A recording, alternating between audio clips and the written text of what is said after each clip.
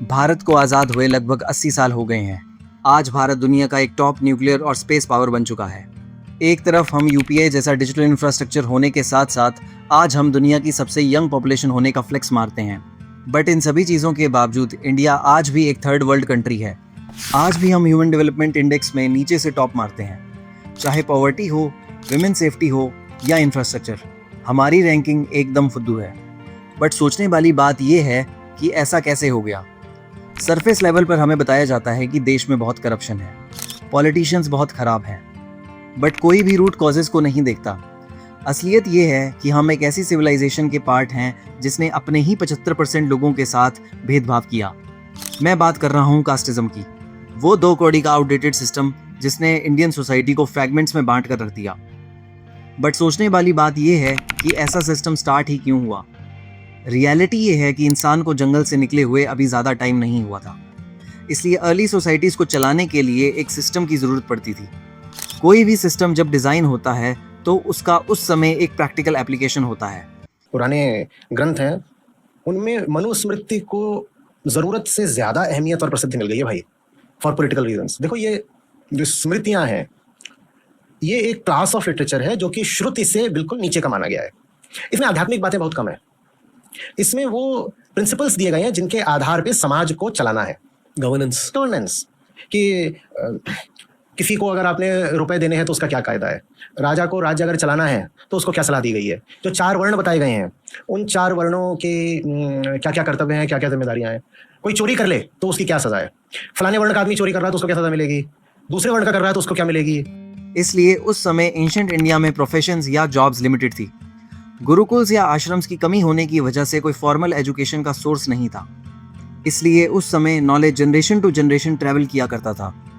एक लोहार का बेटा लोहार ही बनता था, किसान का बेटा किसान ही, क्योंकि उसने बचपन से यही सब देखा है। और इसीलिए सोसाइटी को ऑर्गेनाइज और स्टेबल बनाने के लिए वर्ण सिस्टम को एस्टैब्लिश किया गया।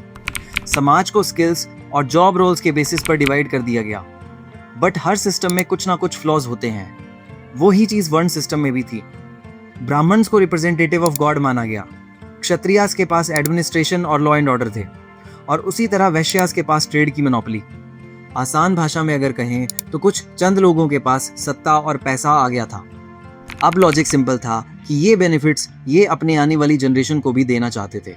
इसलिए स्क्रिप्चर्स और रिलीजन्स का सहारा लेकर इस सिस्टम को स्किल बेस्ड से बर्थ बेस्ड कर दिया गया। सोशल हायरार्की एस्टैब्लिश हुई और यहाँ से असली हिस्टोरिकल नेपोटिज्म स्टार्ट हुआ। कास्टिज्म ने सिर्फ भेदभाव ही नहीं किया, बल्कि इसके बहुत भयानक कॉन्सिक्वेंसेस रहे। एक तरफ बताया जाता है कि इंडिया एक सोने की चिड़िया था, फिर फॉरेन इन्वेजन्स हुए और हम फकीर बन गए। बट रियलिटी उतनी भी सिंपल नहीं है। असलियत ये है कि ब्रिटिशर्स ने देख लिया था कि इंडियन सोसाइटी पहले से ही ब्रोकन और फ्रैगमेंटेड है, एंड इसी चीज़ को उन्होंने और ज़्यादा एस्केलेट किया। हिस्ट्री में पहली बार ब्रिटिशर्स ने लोअर कास्ट को एजुकेशन एंड जॉब्स में रिजर्वेशन दिया। अंडर प्रिविलेज को इंसेंटिव्स दिए गए आर्मी ज्वाइन करने का, और इसका रिजल्ट ये था कि एक significant percentage of lower caste ने ब्रिटिश आर्मी को ज्वाइन किया। पहली बार ऐसा इंडियन पीनल कोड एस्टैब्लिश हुआ जिसमें कि at least theoretically caste based discrimination नहीं था। इसके अलावा उन्होंने कास्ट डिवाइड को और ज़्यादा बढ़ाने के लिए कास्ट बेस्ड सेंसेस और मैरिटल रेस थियोरी जैसे कॉन्सेप्ट्स दिए, जिसके अकॉर्डिंगली कुछ कास्ट्स और एथनिक ग्रुप्स को, जैसे कि सिख्स, राजपूत या गोरखास को एक सुपीरियर वॉर रेस माना गया। यानी कि आसान भाषा में अगर कहें तो 200 साल के ब्रिटिश रूल के पीछे one of the major reason caste system ही था। The British use caste as the primary fault line. Risley is the architect of the caste fault lines in India. Because after 1857, the British were shaken. How could this disparate country of these competing cauldron of caste, creeds, races, etc. come together to launch a nationwide revolt against us? So they said, we'll see that it never happens again. So identify every fault line in the Indian body politic and make sure that you widen those cleavages, right? And you know, if we have that taunt by Churchill, you know, to talk of India as the basis of a nation state is as ridiculous as saying that the equator can be the basis of a nation state. The Punjabi, the Tamil, the Maratha, the Assamese, what have they in common with one another? Nothing. We united them. You see, these are the narratives that a set of Indian intellectual coolies, as I think Rajiv very rightly calls them, it is disgraceful. And this breed was specifically created by the British, by Macaulay. उसी तरह आज इस देश में हिंदू मुसलमान एक बहुत बड़ी प्रॉब्लम है। आए दिन कहीं ना कहीं इन्हीं रिलीजियस डिफरेंसेस के कारण हमें कम्युनल फ्रैग्रेशंस और राइट्स देखने को मिलते हैं। बट क्या तुमने ये सोचा है कि कौन है ये मुस्लिम्स? इस्लाम बिल्कुल एक प्रोस्टिटाइजिंग रिलीजन है और बाय हुक और बाय क्रुक ये कन्वर्जन्स के आधार पर फैलता है। मुसलमान के अंदर एक कीड़ा होता है तबलीग करने का। आप चाहे ट्रेन में जाओ, आप चाहे प्लेन में जाओ,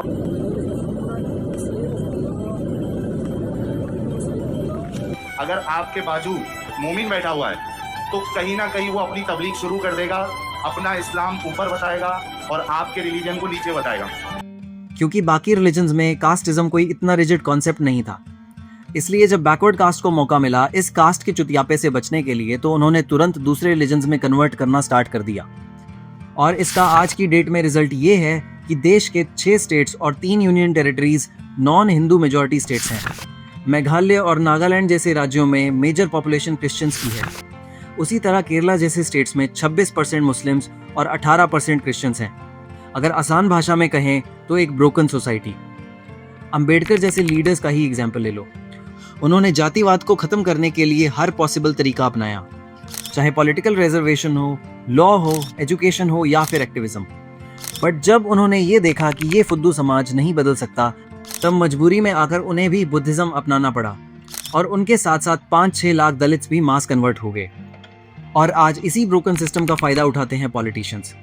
काम के नाम पर वोट मांगना मुश्किल है, एजुकेशन, जॉब्स या हेल्थ केयर जैसी चीज़ों पर काम करना पड़ता है, रिजल्ट देने पड़ते हैं, ये सभी काम मुश्किल हैं। इसलिए आसान है सोसाइटी को कास्ट और धर्म के नाम पर पोलराइज करना, क्योंकि मेजॉरिटी लोग इस देश के वैसे ही चूतिए हैं। अभी गोवा के इलेक्शंस का सीन ही देख लो। एक साइड पर IIT मुंबई का elite alumnus pure solid vision लेकर इलेक्शन में खड़ा था और सामने कौन? एक ऐसा लोकल पॉलिटिशियन जिस पर सीरियस रेप चार्जेस चल रहे थे। बट जीता कौन? वही रेगुलर मसल पावर और पॉलिटिकल टिकट वाला एक्यूज्ड लीडर। हिंदुस्तानी जब वोट देने जाता है सीधे सीधे जात बिरादरी देखता है कैंडिडेट की। तभी इतने सारे क्रिमिनल्स हैं आपके पार्लियामेंट में। ये डेमोक्रेसी है आपकी? आप नहीं देखते हैं कि कैसा उम्मीदवार है आपके भले के लिए? कहाँ भेड़ बकरी जैसे वोट देते हो। 2 लाख यादव वोट पड़ गए, 2 लाख हरिजन वोट पड़ गए, 2 लाख मुस्लिम वोट पड़ गए। मेरा टुटनू तू एक वोट का क्या मतलब? It mean nothing. I have never voted in my life and I never will because I believe it to be fraud. मैं क्यों टाइम अपना बर्बाद करूं? लोग कहते हैं आप वोट क्यों नहीं देने जाते हो? बेवकूफ नहीं, उसी ने नहीं जाता हूँ। किसी ने पूछा साहब बताइए हम किसको वोट दें? मैंने कहा तुम्हें जो ठग पसंद है वोट दे दो। बीजेपी के ठग पसंद है, कांग्रेस का ठग पसंद है, किसी और तो तुम दे दो भैया। क्यों मुझसे पूछ रहे हो सवाल? बट इन सभी कॉन्सिक्वेंसेस के बावजूद भी आज भी लोग कास्टिज्म को प्रोटेक्ट करने की कोशिश करते हैं। आज भी अरेंज मैरिजेस के सिस्टम को प्रमोट किया जाता है। आज भी इंटरकास्ट मैरिजेस को बुरा माना जाता है। बेसिर पैर के लॉजिक दिए जाते हैं कि अपर कास्ट के जीन स्ट्रांग होते हैं, जबकि साइंटिफिकली प्रूवन फैक्ट है कि जब भी स्मॉल रिलेशंस में लोग शादी करते हैं तो सेम जीन्स होने के कारण डिफेक्टिव ऑफस्प्रिंग्स पैदा होने के चांसेस बढ़ जाते हैं। एक तरफ लोगों को कास्ट बेस्ड रिजर्वेशन तो बहुत जल्दी दिख जाता है, पर सुबह शाम कास्ट के आधार पर होने वाला डिस्क्रिमिनेशन किसी को नहीं दिखता। असलियत जाननी है तो थोड़ा डाटा देखो। 1979 में मंडल कमीशन का गठन हुआ। उसकी रिपोर्ट में साफ दिखाया गया कि देश की 75% जनसंख्या SC, ST और OBC है, यानी कि सिर्फ 25% ही अपर कास्ट थे। बट असली मजाक ये था कि वेल्थ डिस्ट्रीब्यूशन के मामले में इसी 25% पॉपुलेशन के पास 50% से भी ज़्यादा दौलत थी। उस समय ब्यूरोक्रेसी में 90% अपर कास्ट ऑफिसर्स, जजेस में ये नंबर 95% था और पॉलिटिक्स में 60%। बेसिकली हर एक पावर सेंटर पर इन्हीं 25% की मोनोपोली थी। और इसीलिए आज भी इस घटिया और इम्बैलेंस सिस्टम को प्रोटेक्ट करने के लिए कुछ चूतिए आज भी अपनी कास्ट पर प्राउड करते हैं। अब देखिए ऐसा है कि शादी ब्याह अपने जात बिरादरी में लोगों को करना चाहिए। क्यों? ये बताइए कि साकेत है तो साकेत में करनी चाहिए, ब्राह्मण में कर लेना चाहिए। एक सेकंड, शादी ब्याह अपनी जात में क्यों करना चाहिए? अपनी बिरादरी में ही करना चाहिए। क्यों कर रहे? ये तो बहुत अब आप भी सरबत बोलते हैं। अब हाथी का बच्चा क्या गधे के साथ पैदा होगा? जी, बहुत बढ़िया आपने उदाहरण दिया। अब बताइए। अच्छा ये बताइए, क्या सवर्ण हाथी हैं या दलित हाथी हैं, और गधा कौन है? बट किसी ने इसके लॉन्ग टर्म कंसिक्वेंसेस को नहीं देखा। आज जो भी धर्म परिवर्तन और हिंदू मुसलमान का रोना रोते हैं, वो ये भूल जाते हैं कि इस कन्वर्जन का रूट कॉज यही कास्टिज्म था। 1947 में हमें आज़ादी तो मिल गई, बट भारत आज भी एक थर्ड वर्ल्ड कंट्री बना बैठा है। क्योंकि जब तुम जात पात के नाम पर अपने ही देश के 75% लोगों को कचरा समझोगे, उनसे भेदभाव करोगे, तो देश कहाँ से तरक्की करेगा। इसलिए मॉरल ऑफ द स्टोरी ये है कि कास्टिज्म कोई धर्म नहीं है, ये एक मेंटल बीमारी है। इसने हमारी आर्मी को कमज़ोर किया, हमारी इकोनॉमी को तोड़ा और हमारे ब्रदरहुड की बैंड बजा के रहती। अगर हमें सच में सुपर पावर बनना है तो पहले इस जात पात वाले कचरे को दिमाग से निकालना होगा। नेक्स्ट टाइम जब भी किसी से मिलो तो उसे उसके सरनेम के बेसिस पर नहीं, बल्कि उसके विजन के बेसिस पर जज करना।